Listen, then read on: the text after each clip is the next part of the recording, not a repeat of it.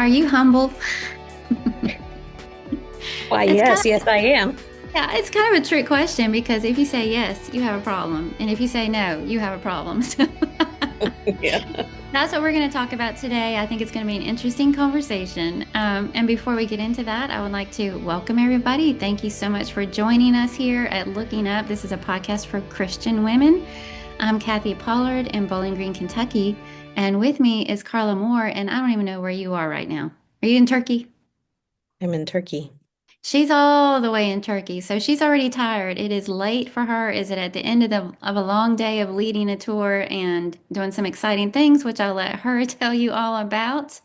But welcome. It is our intent to just encourage everybody and remind us all to keep looking up no matter what's going on. So, Carla, go ahead and tell us how you're doing and what's going on. Honestly, I feel like it's been forever since you and I have really talked, and we Yeah, have we a didn't even million talk. things to catch up on. No, we're gonna have to save that. We neither one of us have time to do that today. Yeah. The first thing I want to tell you is that we went to Colossae, the mound of Colossae this morning, and I thought about Colossians 3, 1 and 2. And I looked up while we were there Oh, and thought neat. about you and thought about the podcast. And there's not much there, and we had to climb. It was a pretty good little climb up a big hill. I'll send you a picture of it. Mhm. But we have 44 people with us, and some of us, including me, are not all that steady on our feet anymore. And so that was kind of a sweaty moment for me, not in the, well, yes, in the sense of exercise, but in the sense of hoping Nerve. and praying that nobody fell or slipped because we Mhm. really were going up and coming back down is scarier.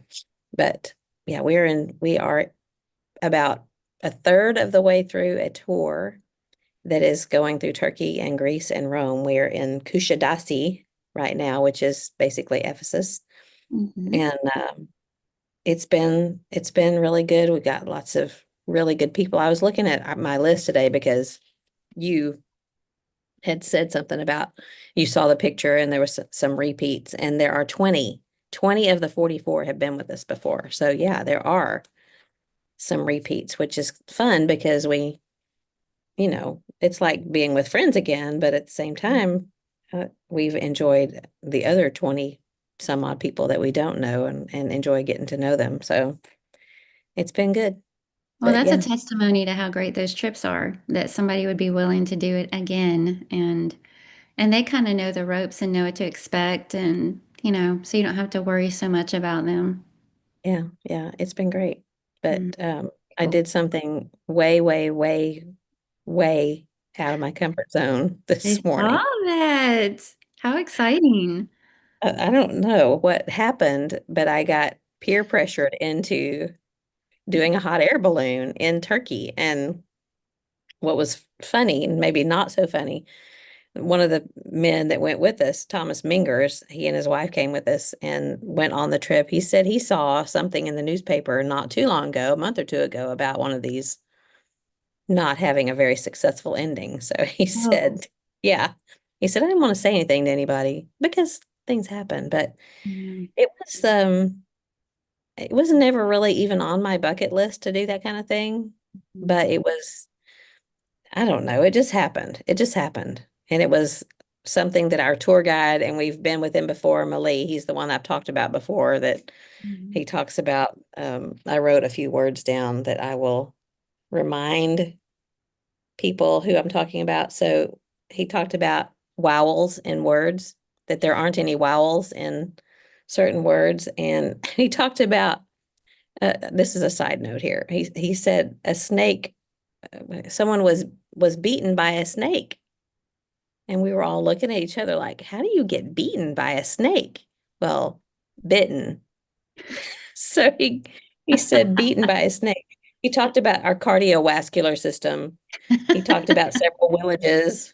He talked about something that was volcanic and vegetarian pizza and evaporation. And he also talked about the third largest city in the Roman Empire, but I'm not going to tell you how he said that. You can just use your imagination. The third largest city. Anyway, he put this together. See, I didn't say it. I didn't go there, John. Be proud of me. Boorish. But that he says that so often because, somebody the third comes up or the third century or the third Um, largest city or whatever. And we're all back here going, trying to keep a straight face. just dying laughing. Yes. Um, Anyway, he's the one that put it together. He said he had, apparently it's a big thing here in Turkey to ride hot air balloons. So we did. We got up at 6 and we went outside, and this white van picked us up with these guys that don't speak English. And I mean, you started thinking, is this a bad movie beginning? Is this something that I'm being way too trusting about? Drove off, picked up some other people that spoke French. We all crowded in this van. It felt like something kind of weird. And then started driving over these bumpy and rocky and hilly areas. And then all of a sudden, there's these three big balloons. They're laying on their side. And every once in a while, you see this big flame shooting into it. And they mm, start to stand up and to climb in. I mean, it wasn't really anything like I thought it would be this big basket that you can walk around in and you can see over or whatever. And it was divided into four sections. And so there was six of us in each section. It was pretty tight. mhm. Um, John, I How's don't that think work he with your liked it. claustrophobia? Well, but it was so open, it was open. I was Mhm, worried about being cold, but then like right here above my head, this flame is shooting up into the balloon to mhm, make it go up. Anyway, it was an experience, and it was beautiful up there. And it turns out I bet there was at least 30 balloons in the air scattered over mhm, the valley, Lycus Valley, looking mhm, down over Hierapolis, where it's calcified, it's all white. It's like what happens to your bathtub when you have too much lime and calcium. mhm. Um, but it was beautiful. So that was this morning. We've been lots of different places that I can't even remember right now. Haven't had supper. I showed you I'm having Turkey's brand of Pringles for its mashed potato, Mr. Potato. and the Drink of Champions Coke Zero for supper. So You do what you got to I- do. yeah, yeah. So how are It's you? how dedicated we are to the podcast, ladies. Yeah. And I'm hooked onto my phone, and I just got a notification that I've used 80% of my data. So Yikes. okay, it's all right. Well, I'm sure it looks terrible and it's weird, but let's Well, keep going. you don't look terrible. Thanks. You're I welcome. haven't brushed my teeth in about 18 hours, but you can't tell. I can't smell it. Nope. You know how you got the little fuzzies going on in your teeth? Yeah, I need to brush my teeth. Well, How we're was just your glad week with that your sister? the trip to Florida was amazing. We had great weather and it was so fun just to spend time with her. And we joked all week about the fact that I had to be Neil because usually Neil is the one that takes care of all the details, like the rental car Mhm. and where we're staying and all that kind of stuff. And I had to get the rental car and I had to keep up with the keys. And I had, it was just like, so many times throughout the trip, I was like, it's hard being Neil. And we had a few adventures, which I'd love to share, but we really don't have the time for right now. And then today, Hillary got me into, I thanked her for getting me interested in another hobby that I won't have time for. Yeah, I'm she already got you to pickleball. thinking, yeah, longingly of pickleball and watercolor. When am I ever going to get to do it again? And today she asked me to join her and Taryn on a mahjong class. And but it's like the real deal. It's not like the solitaire game on a computer. It's this Mhm. beautiful, beautiful set. The tiles themselves are stunning. I mean, like everything about this game is almost ceremonial, Very elegant. symbolic. It's like there's etiquette involved in the game and it's like a whole culture, really. And even little things like how you set your tile on your tray, which is gorgeous. You tap it a couple of times, which is supposed to represent like a little bird tapping and I mean just like everything has meaning and it's just absolutely beautiful. There's a lot to learn, but I loved it. I felt like I had just, like a whole new world was open to me or something. It was very fun. So that was kind of It, neat. Chinese origin? Yes. Yeah. Yeah. Homestead wise, we had Cody Basham is one of our young members at Cumberland Trace, and he came out and did a bunch of stuff for us on the property, another bush hogging. And we've had, Yeah. because of all the bad weather, a bunch of big trees come down that we couldn't move out of the way. And he came and cleared all those out. And I had a really scrubby, um, that the former owners had like this knockout roses bed in the middle of the property that had these great big boulders all around them, which I never have liked. And he came and removed all of that. I mean, he just did a bunch of things, spent a whole day. So it's just so fun to walk around and go, oh, it looks amazing. And in other homestead news, I think we've lost a chicken. You don't know, you think? I think we let out seven to free range yesterday, and only six came back. And today I've seen six clustered together somewhere, and then later I saw one lone chicken on the back deck. I don't know if that's the missing one or if just one of the six wandered off a little bit. So we may have lost a chicken. I don't know. Or it may have run away. It may have run away. Um, Monday night we went to Carl and Emily's house. They had everybody over for homemade brick oven pizza. He has Ooh, one of those man, pizza that's my ovens that he favorite. got for Christmas, and he has figured it out. So he did like made to order pizzas for everybody. She made homemade apple cobbler with apples that she had put up, and Mm. that was a lovely evening. That's the Um, kind of pizza that you make it, you stick it in, and it's ready in like a minute and a half, and you're eating it right then. yes, yeah, yeah, it was so That's good. fabulous. I also wanted to mention real quick a big thank you to everybody in the Looking Up group. I had posted a few days ago about one of our members who's a newer Christian is really going through a difficult time. She is the sweetest, most lovable lady. Mm. And her 4-year-old granddaughter's just been diagnosed with leukemia. Mm. And she's missed a lot of work, going back and forth, helping to take care. She spent 10 days, I think, in Vanderbilt this last round when they finally gave the diagnosis. And she's been traveling back and forth to Nashville and just a lot going on. Well, she has two twin sons, and this is their senior year. And Mm. so she's missing out on a lot of their stuff going on their senior year because she's helping, with the granddaughter. And anyway, it's just a lot. She's just never asked for anything, so sweet, but so overwhelmed. Mhm. And when I mentioned about would anybody like to send somebody a card of encouragement, I mean, just a flood of people.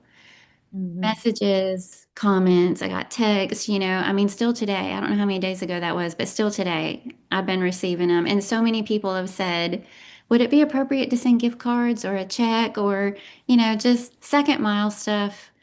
Mm. And I just think it's amazing how, we're hoping to encourage our sister she's a relatively new Christian, to let her know you're not going through this by yourself. This is what God's family is all about. But Mm. I'm so encouraged, too, just at the huge response of people that reached out. I know you experienced the same with your dear late friend Alice when you asked for people to reach out and encourage her. They really Yeah. did. And that's just what I love about this group, this community of women. And this isn't the first time that's happened, and I know it won't be the last. And I'm just so grateful. I'm so thankful to everybody who jumped in and wanted to. And a lot of them, the coolest part was, they'd message, I'd send the information. They would say something like, "Thank you for the opportunity to do something like this." Like they were thanking me that they had an opportunity to encourage somebody else. So Yeah. very, very cool. And then the last personal thing I'll share is I'm keeping my phone nearby because my mother is currently in the ER. So I don't really know what's going on. She had hand surgery yesterday. They had to put her under for it, but she was fine when she went home. But today something happened and she got dizzy and unresponsive. And her husband Ray took her back to the hospital and they admitted her. And now they're running a bunch of tests and CAT scans and all that. So I'm waiting to hear Yeah. what happened there. So if I look a little, if I get, I didn't usually I silence this thing and put do not disturb and all that, but I've got it right here and I don't want to miss something. So You I need to be apologize. watching.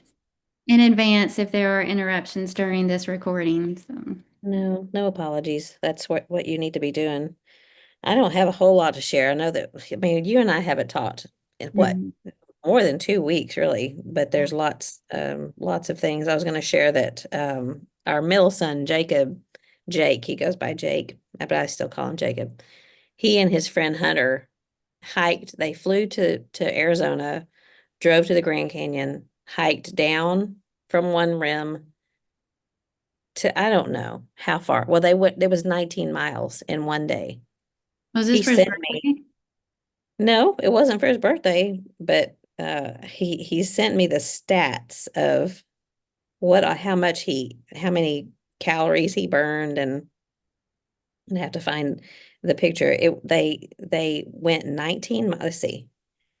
The workout, this is the workout time, was 8.5 hours. So it took him 8.5 hours to do this. He burned 3,608 calories. It was 19.16 miles. Oh, Elevation gain was 4,493 feet. That blows my mind. yeah. His average heart rate was 144 beats per minute. Goodness. So, yeah, I know.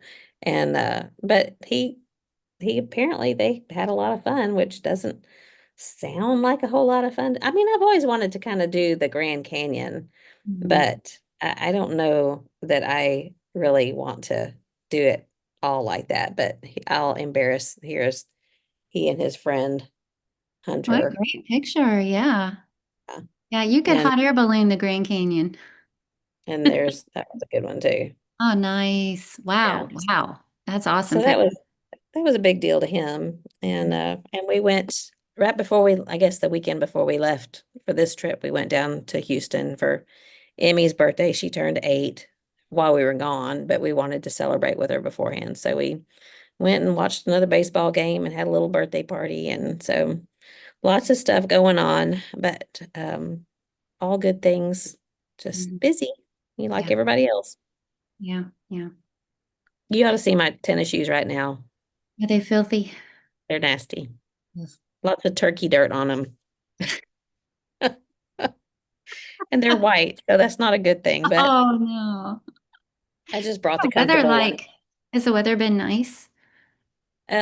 Mostly the first day or so it was kind of rainy, cool, and I needed long sleeves and sweatshirt kind of weather, but today was I mean, I'm wearing what I had on today, short sleeves, and it was cold early. It's like 50-ish when you get up, and then it gets up to about 74, 75. So it's Sounds been very nice. much like what we have. Yeah.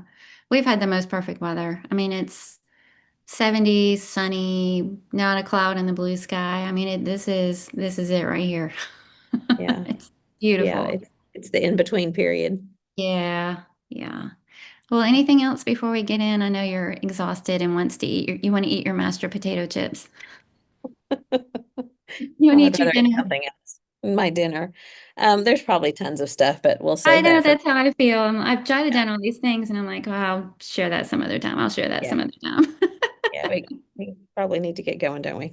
Okay, so we're talking about humility because last um, Sunday morning, Barrett Hammer taught our Bible class, and his subject was on humility. And it was a really good class. And he had shared this list at the end of like application things. What can we do? And he was looking at humility in the book of John. So it was really an interesting approach to the topic. And then he shared this, application thing at the very end, and it was about 11 things of, you want to be humble, you want to practice humility, here's what it's going to look like in your life. And he shared this list of 11 things and taking copious notes. And as I'm going through the list, I'm kind of putting little check marks next to the ones like, oh, I probably need to work on that. I probably need to work on that. Okay, I need to work.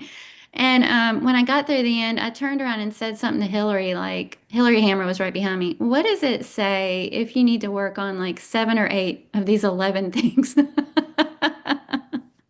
That you need 60% more humility, I guess. Exactly, exactly. So I thought perhaps, you know how we always say we pick topics that we need. Yeah. Here's your Yep. sign. This is my sign right here. But I've brought up this book before, and I've been wanting to do a whole episode on it anyway. This is the Humility, the Mhm. Joy of Self-Forgetfulness is the name of the book. Humility, the Joy of Self-Forgetfulness, and it's by Gavin Ortlund. And I believe I first heard about this book from, I think Hiram Kemp referred to it in a sermon.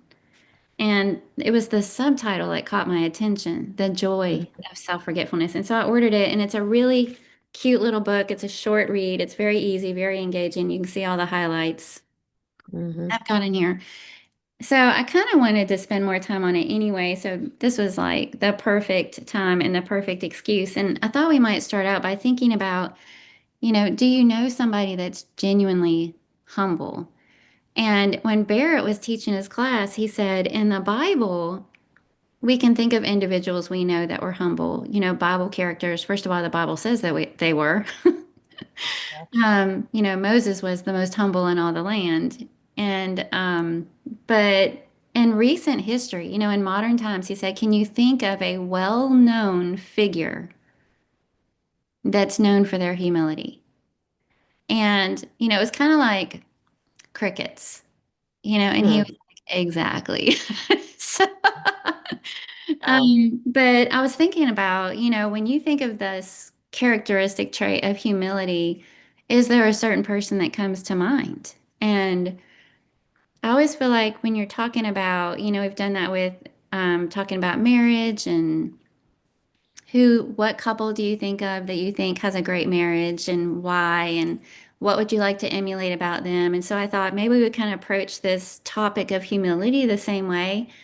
What person comes to mind when you think of humility, and what is it about that person that makes you think that, Um, and so the reason I appreciated, first of all, Barrett's class in this book is I think my problem has been when I think about humility, I just think of it as not being proud.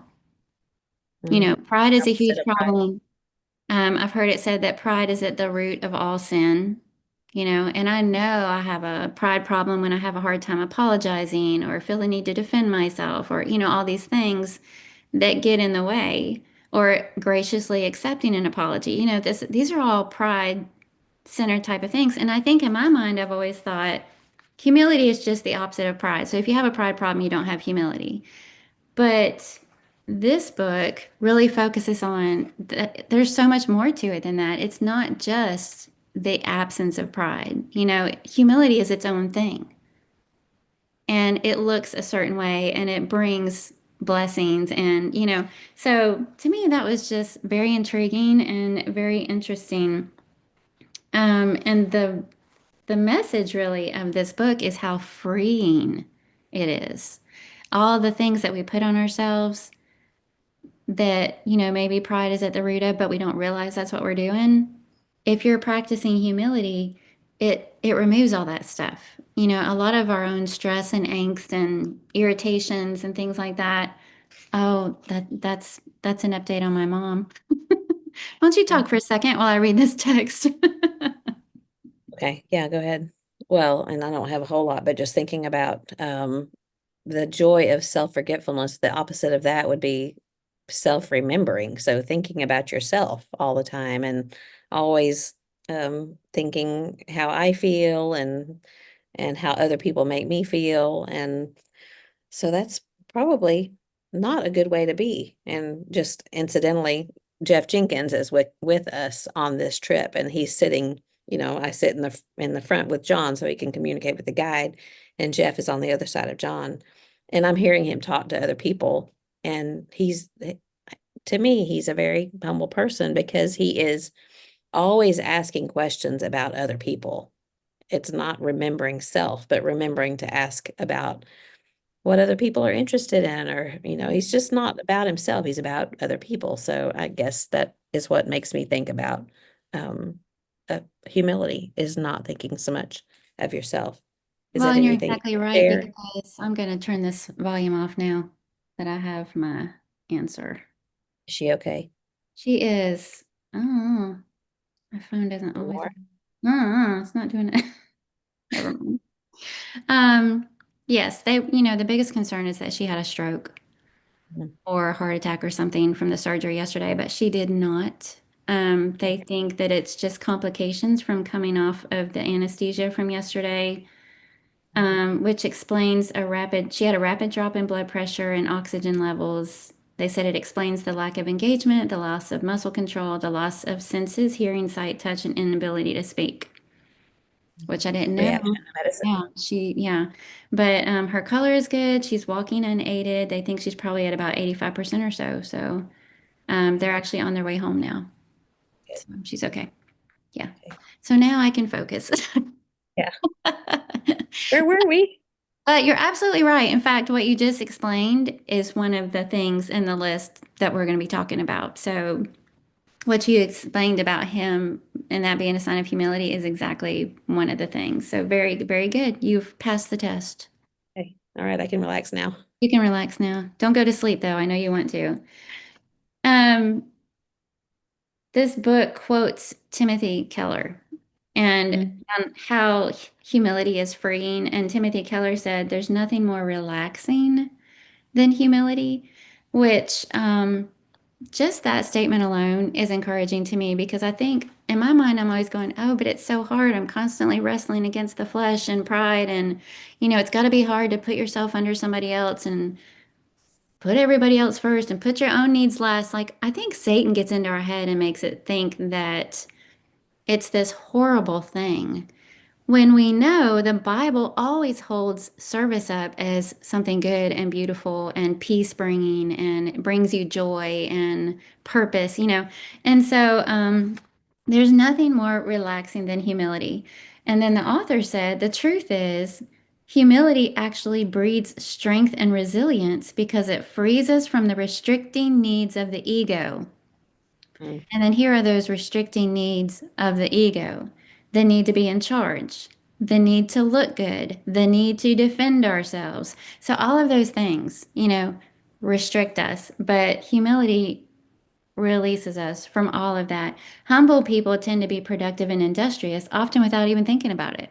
So, so it's really, really good. And then this book also shared this quote from C.S. Lewis.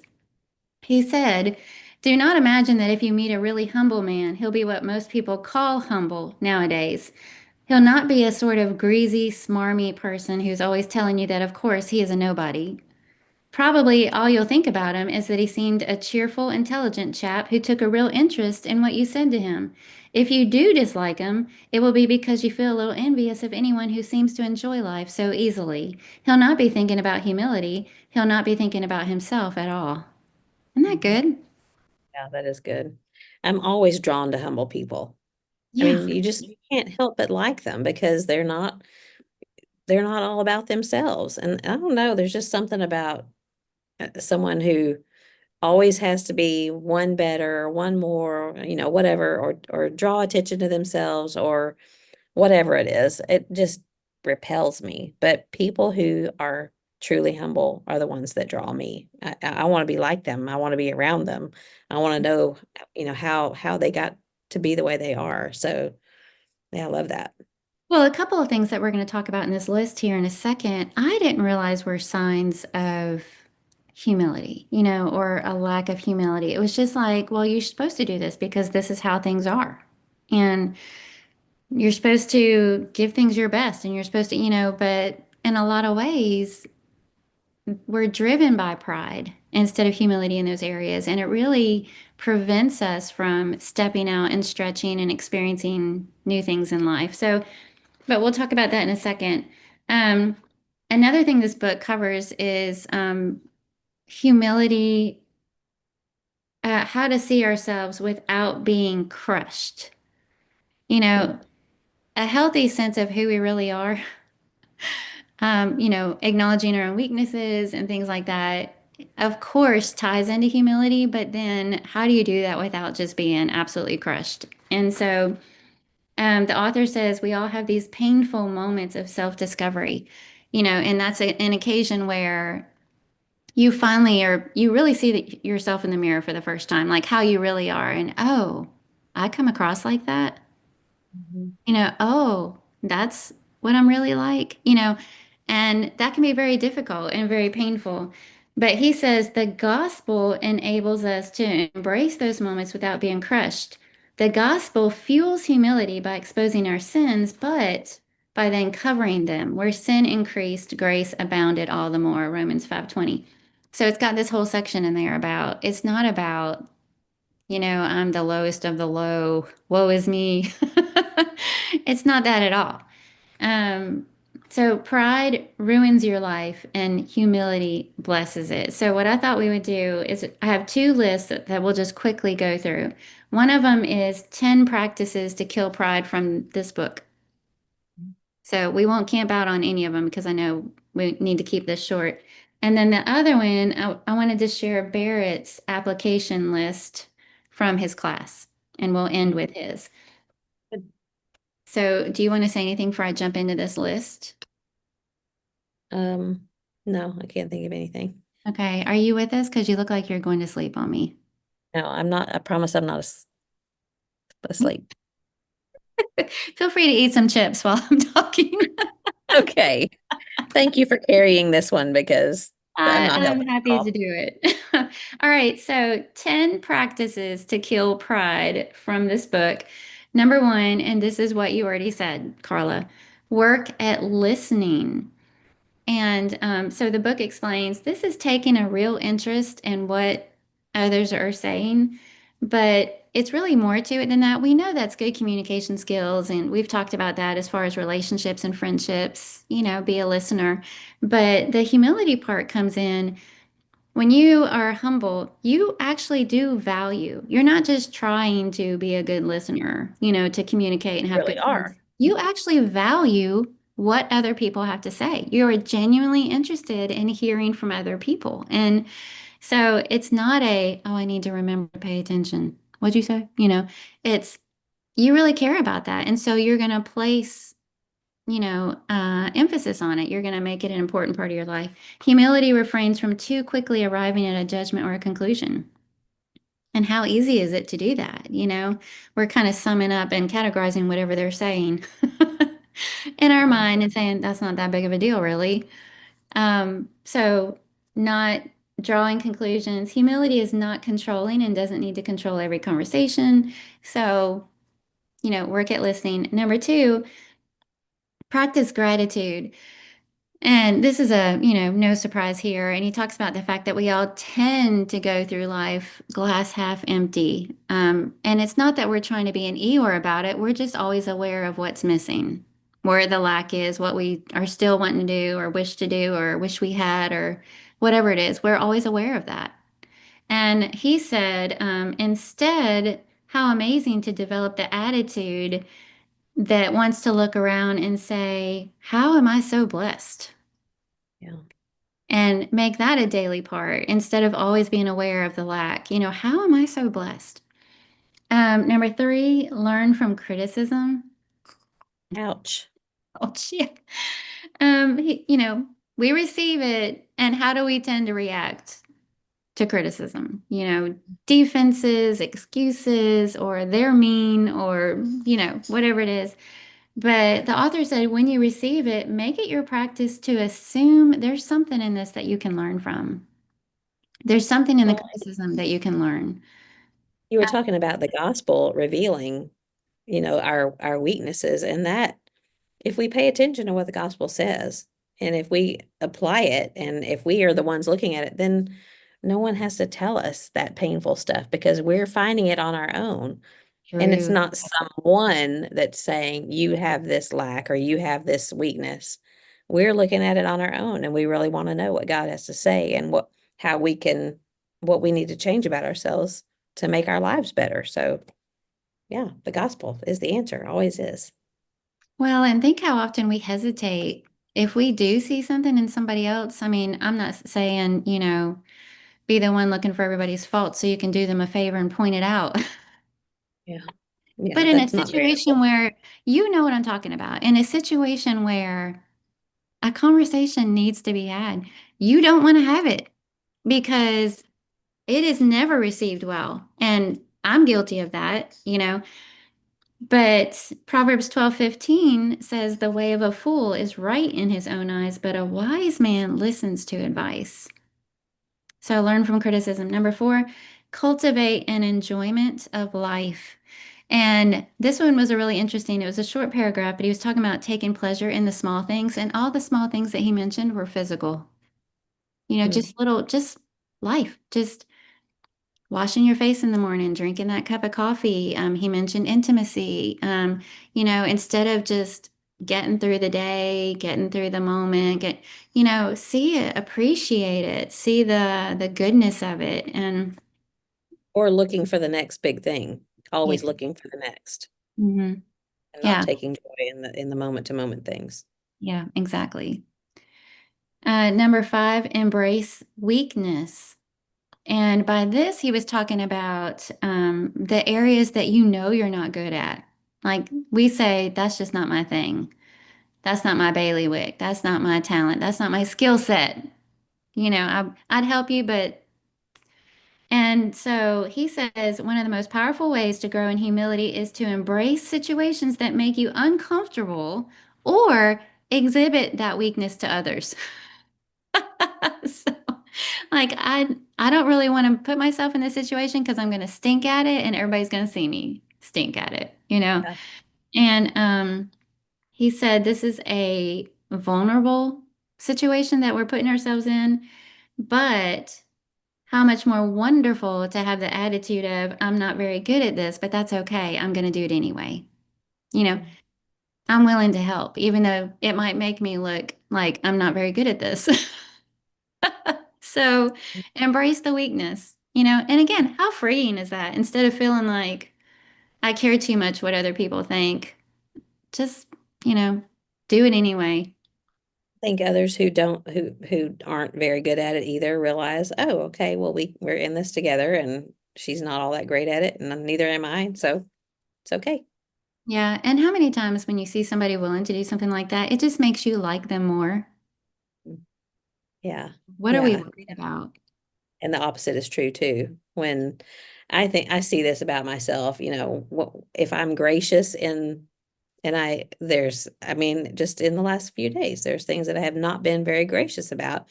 Normally it has to do with John, but we will leave that part alone. But it's just, it's off-putting, not just to him, but to people who see me do that to him. So, yeah. Yeah. Yeah. Sorry. Yeah. Number six, laugh at yourself. And he says that if you cultivate this ability, it is healthy and life-giving. So just Hmm. this whole idea of not taking yourself too seriously, not worrying that, as he said, that we all have oddities, we all have quirks. Some of us are better at hiding them than others, but we all have them. And he said, just don't take yourself too seriously and don't worry that others are noticing your oddities. Just laugh at yourself. And again, it's endearing when you see that in somebody else. Number Yeah. seven, this one is interesting. Visit a cemetery.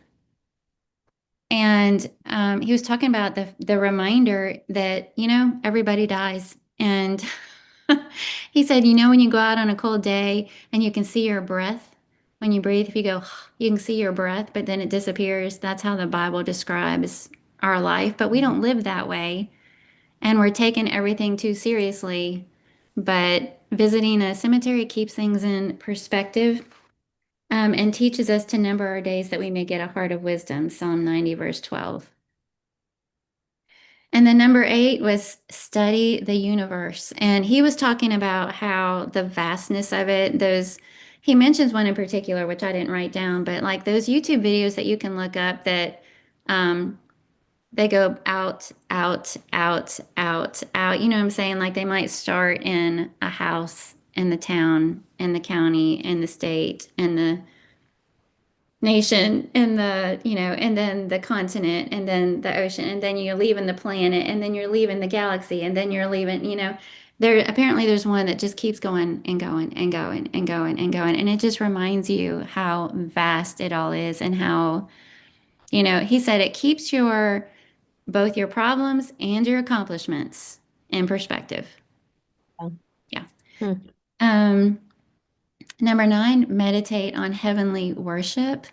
And he's not talking about our worship there. He's talking about what's going on in heaven right now. That there are these mighty angels bowing down in adoration to Jesus Hmm. Christ. Hmm. And that one day every knee shall bow. And, he said, just remembering that, like at this very moment, that's going on, you know, who am I That's and humbling. the things that are rubbing me the wrong way Yeah. in light of what's going on, just kind of helps keep our perspective. And then the That's a last good one. one, what's that? That's a good one. Yeah, I love that one. The last one he said was bathe everything else in humility. So if pride is at the essence of all sin, then humility is the remedy to what is most deeply wrong with us. And he said, just as pride tries to permeate our lives and affect all we do, isn't that true? So should humility. It's more than just one other virtue. Like, oh, great, now I have to add that. Now I have to do that. One more thing I need to work on. It's more than just one more virtue to try to attain. It's to be the atmosphere and the quality in which we experience all life. It's not just another thing to do, it's the way we do everything. Mhm. Or So, maybe not just another personality trait or character trait, but who we are yeah, overall. yeah, yeah, how we do everything. So that would take in how we talk to our spouses, how we react when somebody reaches out to us, and so many things. So, in summary, I kind of picked the best summary statement from his book. Humility is a whole new way of approaching life, an acceptance of our status as sinful, yet loved in the gospel, and consequently, a self forgetful, unpretentious bounce in our step that lives life to the full, embracing it as a wonderful gift from God. Isn't that good? That is good. So good. So good. I feel like I just need to like stick this book on my forehead when I go to bed at night, pray all these things. All these things I read in this book help. Put it under your pillow and sleep on it. That's right. Absorb. Get around in my armpit while it osmosis like. Don't go there. We said armpit and third in the same episode. Yeah, but we did say third and Yeah, I, not I what said he third. really said. I said third. John I would know. be proud. Yes, we're not being boorish. That's right. All right. And so then I'll quickly kind of wrap things up with Barrett's application list from his class. Some of these are very similar, but I wanted to share the ones that he shared. And number one, serve others without seeking recognition. We've talked about this before. Yes, we have. How come they didn't mention my name in the announcements when I helped with the college meal? They've done that for everybody else every other week. It makes me think of that episode of Andy Griffith where Barney Fife is waiting for them to say his name. I think he's singing in the choir or something, and he's making that face, Yes, yes. So Oh. don't do that. Don't be like that. Well, and what the areas you're willing to serve, it probably would be good to kind of look at them and say, well, all these areas come with some sort of acknowledgement at some point. Mhm. But what about all those areas that never do? Never. Yeah. Are you willing to serve in those areas? So serve others without seeking recognition. And he said you can do this by remembering who and why you're serving. Number two, listen more and speak less. So that's basically the same point, just caring about others' perspective, excuse me, their life experiences, their viewpoint, stuff like that. Number three, admit when you're wrong and ask for forgiveness. And then he shared the I don't know if this is a quote or what, but he said, pride resists correction and humility seeks growth. It sounds like a lot of the Proverbs. Yeah. Yeah. Um, but admit when you're wrong and ask for forgiveness. I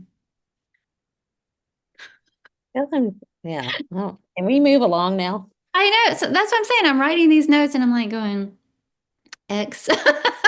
you know. Number four, being open to feedback without defensiveness. Yeah. That reminds me of one of the last podcasts, and you were talking about, um, oh, it was one of the 25. In fact, it may be today's. I've kind of lost track on those, but Mhm. not trying to defend ourselves so Mhm. quickly. Yeah, I think that was today's. Yeah. Yeah. Yeah. Luckily, I haven't been around Neil all day. You haven't felt the need to defend yourself or anything. Yeah, I thought, and it's just feedback. It's not even like it's criticism, but did you mean to say this? Don't you think you should have done this or written it this way or blah blah? And I'm like, well, no, because blah blah blah, just that whole need to, well, I thought this or I meant to do this or, you know, give it If your up. eyes go like this and like that, then it's probably something that that you need to work on because you're thinking, Exactly. hmm, Yeah. So far, I'm like going, ugh. And number 5, Barrett said, put others' needs before your own, Philippians 2, verses 3 and 4. But he talked about this, be willing to be inconvenienced. The problem is we don't like to be inconvenienced anymore. And a lot of times that affects what we're willing to help out with. You know, I'd help with a meal, but I've really already got a busy week and, or I'm going to have to drive all the way on the other side of town. Or, we start thinking that's not really convenient for me. So be willing to be inconvenienced, be willing to give up something. So I thought that was really good. I have a friend, her name's Phyllis Siebert, and that's what she's the one that comes to mind with that because she'll just stop what she's doing and bring a meal.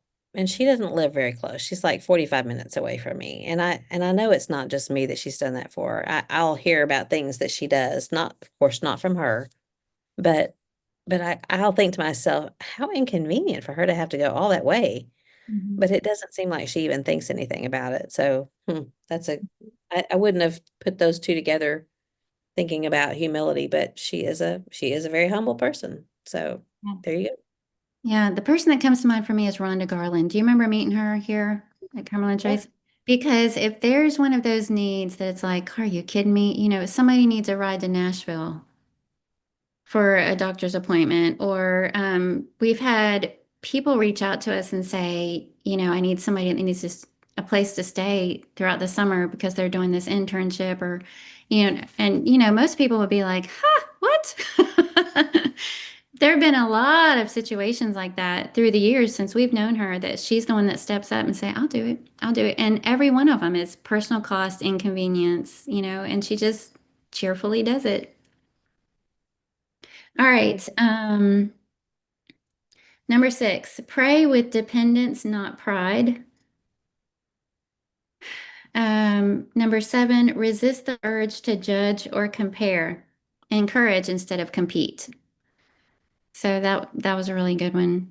Everything doesn't have to be a competition. He said that creeps into the church as well. Hmm. Number 8, accept lowly tasks willingly. If somebody comes up and asks you something and you're like, what? You I'm want, above that. why are you asking me to do that? Number 9, stay teachable. A humble heart is always learning. Be open to learning from anyone. He talked about all ages. Hmm. Not somebody that you think of as ahead of you or, you view them as smarter than you or whatever, but be willing to learn from anybody of all ages. Number 10, forgive quickly and fully. Thought that was a good one. And then finally, live for God's glory, not your own, John 5:19. So very, What a very, practical list. very good practical list. Yeah. Sorry, I zoned out, or I didn't zone out, but there was a sound. It sounded like a curtain being pulled back, and I kind of had to look around the room to make sure there wasn't something A going on. boogeyman. Oop, Yeah, a oop. turkey boogeyman. Yikes. Well, I feel like Well, I contributed zero to that discussion, but it was no, very you good. actually, I'm impressed with you. You did better than I thought you would. I knew you were going to be exhausted, and we were having a hard time trying to figure out when we could even do this because there's an 8-hour difference for those listening in. There's an 8-hour difference in our time zones right now. And you've been leading a tour all day in a foreign country. So, And I went on a hot air balloon this get up morning, in a hot and air balloon. it took a lot out of my psyche. That's right. That's right. A So lot of you people are like, that sounds so cool. I'm like, I okay, you go do survived. it. Yeah. Well, I'm so glad you were able to squeeze us in, and I hope you're able to get something to eat better than chips and Coke. Mashed potato. Yeah. Yeah. I Yeah. probably will. Let me show you one more thing. Okay. Can you see The bed? that? Well, that window Oh, right yes. there. Mm-hmm. You know what it looks into? No. The shower. Oh, that's interesting. It is very interesting. And it doesn't close all, I mean, it's mostly closed, but not that you can still kind of see in there. And I'm thinking, Is I that like y'all's own that. shower or is it like a, Yes, well, it's that's good. ours. But there's several people on this tour that are like roommate situations. And I'm thinking, they're Oh, not going to no. like that. They're gonna attack up a sheet or something. Well, I'm thinking about tacking up a sheet, you know? Spray some shaving cream on the window, on the Hey, outside. that's a good idea. Yeah. Yeah. But it's just weird. It's like, Yeah. why would you put Interesting. it has a mini blinds in there, Huh. but they don't close any tighter than they are right now. I have So some blinds like that. They've in lost a their shower, safety function. No, you are I tired. mean, there's just all kinds of, I'm just sitting here thinking, how can I make that mini blind close a little bit tighter? Because I mean, privacy in the shower. Yeah. But at least you're married. Yes, there is that. Yeah. So, well, have a good night's sleep, friend. Thanks. Praying for the rest of your trip. And you said you're about a third of the way through, so I guess you won't be heading back until a week and a half. Yeah, we go back, we'll head back on the 28th. So we get the day off tomorrow. So Mm. I don't know what we're gonna do, but we're not gonna have to get up to an alarm clock, so that's good. But our But next recording, you'll still be out of the yeah, country. but we should be, I think where we'll be by then is good internet, so hopefully Okay. better than this with the shaking Yeah. light behind me It just looks like there's a ceiling fan making the light go blue, blue, blue, blue, blue, blue, blue, blue. and terrible glare on my glasses. So But your sorry. smile is beautiful. Thanks. I'm glad that your And mom's okay. thank you. Thank you. And I enjoyed our chat. I love and miss you. Until next time. Keep looking up. Thanks. Love you, friend. Love you too. Talk to you Bye. soon.